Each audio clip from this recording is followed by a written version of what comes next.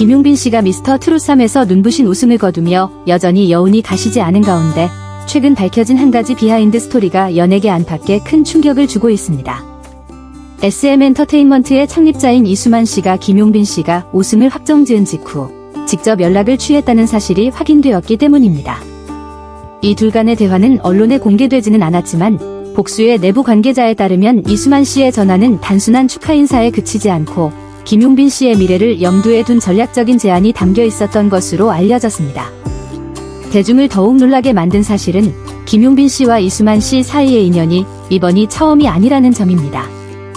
약 22년 전인 2003년 중학생이던 김용빈 씨는 경기도에서 열린 소규모 음악 경연대회에 참가해 영어로 발라드를 불렀고 완벽한 발음 덕분에 심사위원들은 그가 해외에서 생활한 경험이 있다고 착각할 정도였다고 합니다.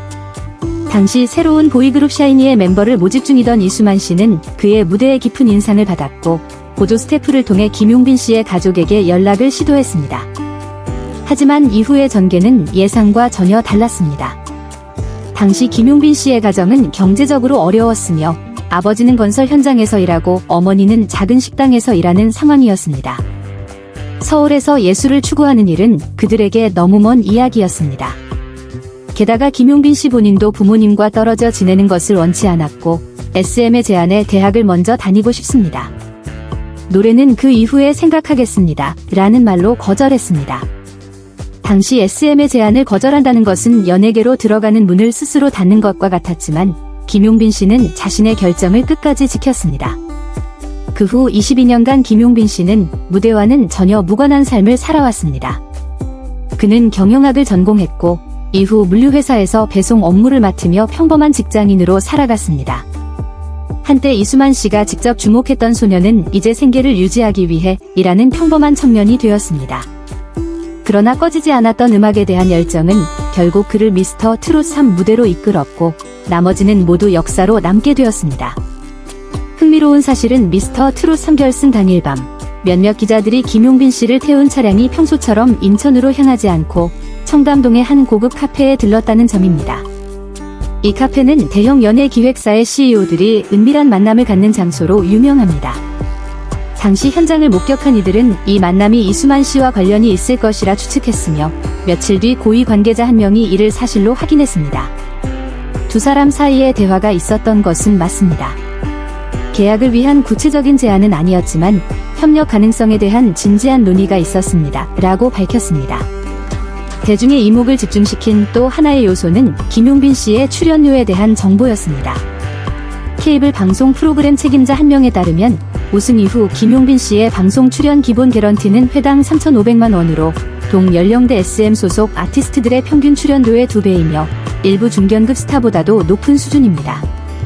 그의 라이브 무대 출연료는 더욱 높아서 30분 공연에 6천만 원에서 8천만 원에 이르는 것으로 전해졌습니다. 이는 신인 트로트 가수로서는 전례 없는 금액입니다. 그렇다면 김용빈 씨가 이렇게 높은 가치를 지니게 된 이유는 무엇일까요?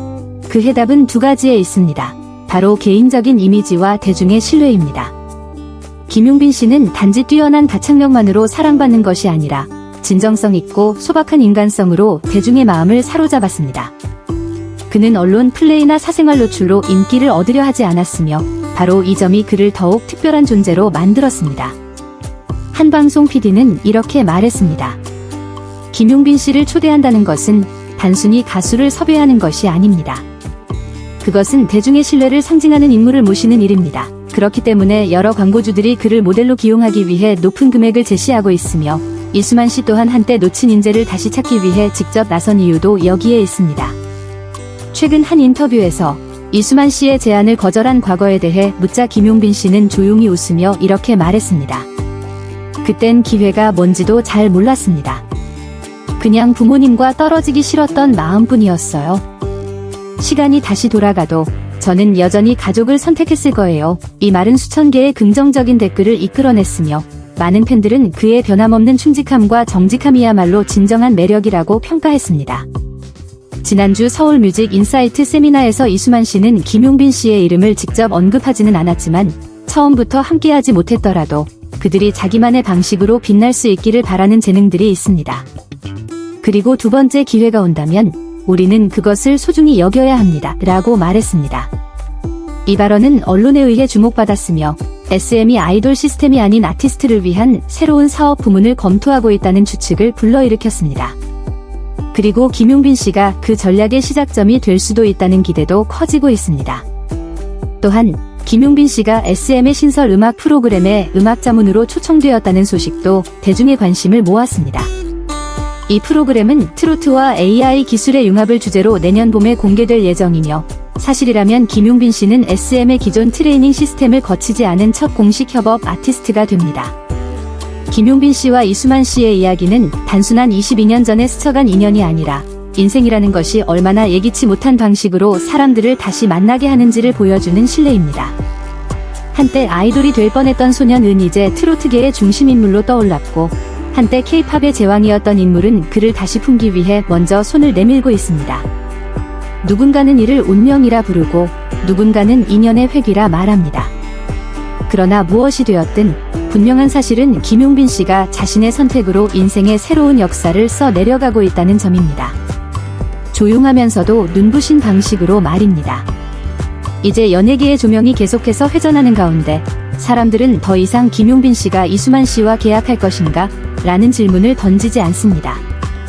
대신 이렇게 묻고 있습니다. 전략과 자본이 모든 것을 좌우하는 이 시대에 김용빈 씨와 같은 진정성과 따뜻함을 지닌 예술가는 과연 얼마나 오래 그 자리를 지킬 수 있을까?